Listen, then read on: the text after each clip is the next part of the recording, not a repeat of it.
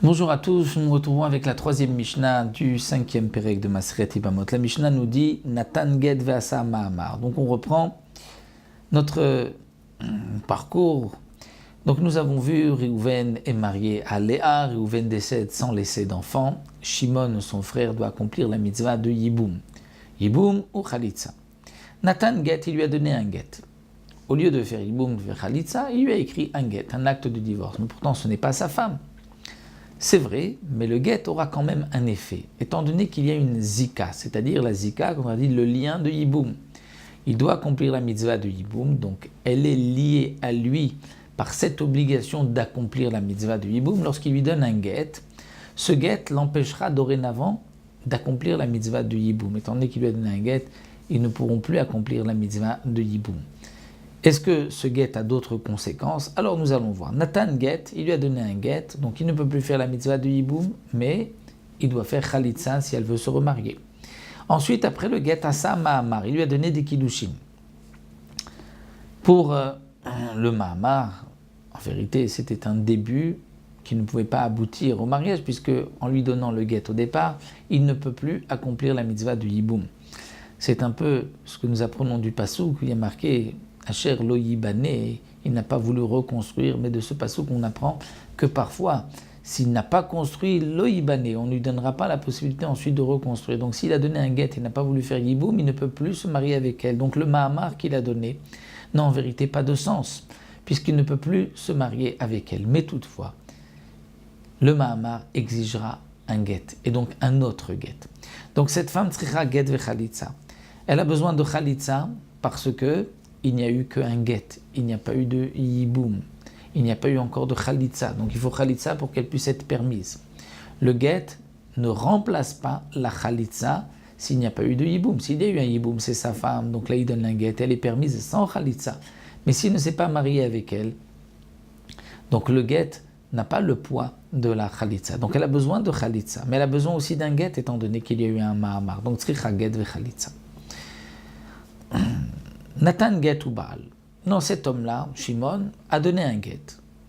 Ou Baal. Ensuite, il a décidé de faire Yiboum, il a été vivre avec elle, il y a eu une relation dans le cas du Yiboum. Il ne peut plus faire Yiboum, étant donné qu'il a donné un get.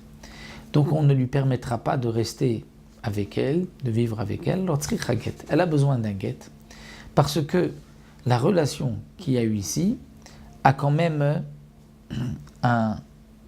eu un effet. Étant donné que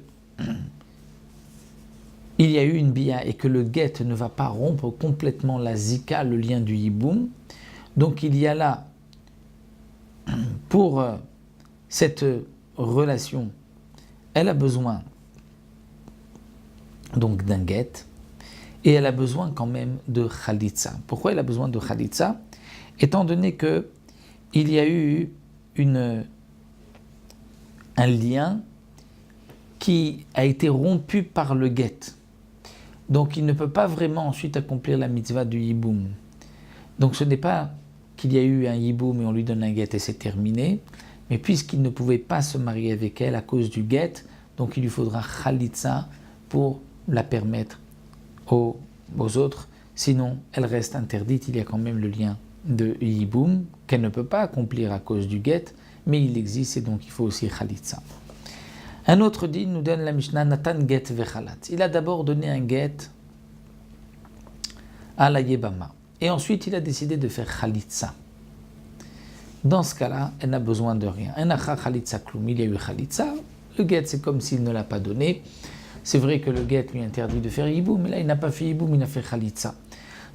Lorsqu'il a donné un get, nous avons vu qu'elle a de toutes les manières besoin de khalitsa. Donc, il a donné le get, il a fait khalitsa. Elle peut maintenant se remarier avec qui bon lui semble.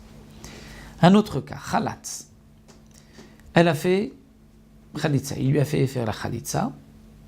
Donc ça y est, la zika du yiboum s'est arrêtée, c'est terminé. Elle n'est plus Sayyebama. Elle peut se marier maintenant avec qui bon lui semble.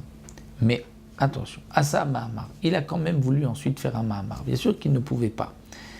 On ne se pose pas la question pourquoi il a fait cela. On parle d'un cas théorique où il a fait cela. Il lui a donné ensuite des kiddushin. Et ensuite, Nathan get. Il a donné un get. Et ensuite, Baal, il a une relation. Donc, tous les cas possibles. C'est-à-dire la totale, il a tout fait. Khalitsa, Ma'amar, get ou Baal.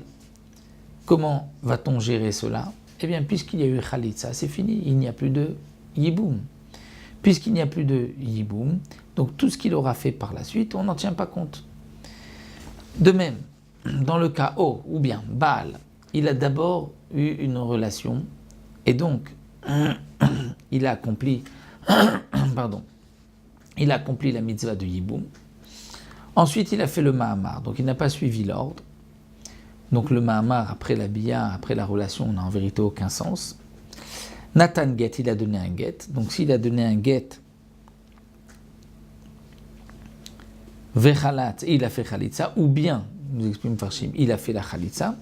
On peut lire ou bien il a tout fait, ou bien il a fait l'un ou l'autre. C'est-à-dire que dans Khalatsa, Mama, Nathan get ou ba, là aussi les Farshim disent ou bien il a donné un get, ou bien il a eu une relation. Donc on dit, après la Khalitsa, tout est terminé. Là, il y a eu une bila, Vasama, Nathan get, ensuite il a donné un get, ou bien Khalatsa, il a fait la Khalitsa. Eh bien, un achar Khalitsa kloum, puisque la Khalitsa a été faite. Donc, il n'y a rien après la Khalitsa, mais pour le dernier cas, on dira il n'y a rien après la Bia, après le Yiboum. Donc, puisqu'il y a eu un Yiboum, c'est sa femme. Il lui a donné un get, donc le get est valable, mais s'il a fait Khalitsa, il n'a pas fait de get, c'est pas suffisant. Il faudra donc qu'il lui donne un get, étant donné qu'en accomplissant la mitzvah du Yiboum, elle est devenue sa femme. Et donc la Mishnah termine en nous disant que on peut rajouter encore un petit point important que nous soulignent ici les Mefarshim, c'est que après avoir fait Khalitsa, c'est vrai qu'il ne peut plus accomplir la mitzvah de Yiboum. On a vu que Asa Mahamar, il lui a donné des kiddushin. Eh bien, on ne tient pas compte de ces kiddushin, puisqu'on a dit ou bien Nathan get ou bien Baal, elle n'a plus besoin de rien puisqu'elle a fait la Khalitsa. Mais il y a quand même une question qui s'impose. C'est que lorsqu'il a donné des kiddushin, donc il se marie avec elle, même s'il n'a pas le droit de se marier avec elle, mais les kiddushin sont quand même valables, et donc elle devrait recevoir un get, un acte de divorce. Alors Barthénora, le Mefarshim nous explique, se dit la Gemara, c'est que l'auteur de cette Mishnah, c'est Rabbi Akiva, que nous avons vu dans le pérec précédent, qui pense que lorsqu'il y a une interdiction par un lave, les kiddushin ne sont pas valables. Donc puisqu'il y a eu une Khalitsa, il ne peut plus se marier avec elle, et donc il y a une interdiction de la Torah. S'il donne des kiddushin, on n'en tient pas compte. La Mishnah termine en disant Achat Yibama, Achat liyabam echad, aussi bien.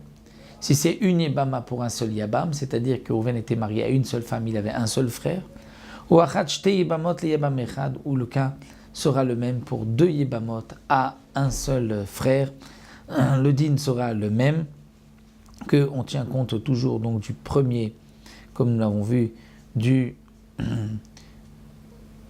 la première bia ou de la première khalitsa, et ensuite donc on ne tient compte de rien, mais s'il y a eu d'abord un get ou un mahamar, on tiendra compte de ce qui s'est fait par la suite, et nous nous retrouvons dans la 4e Mishnah où on expliquera un petit peu ce dernier point.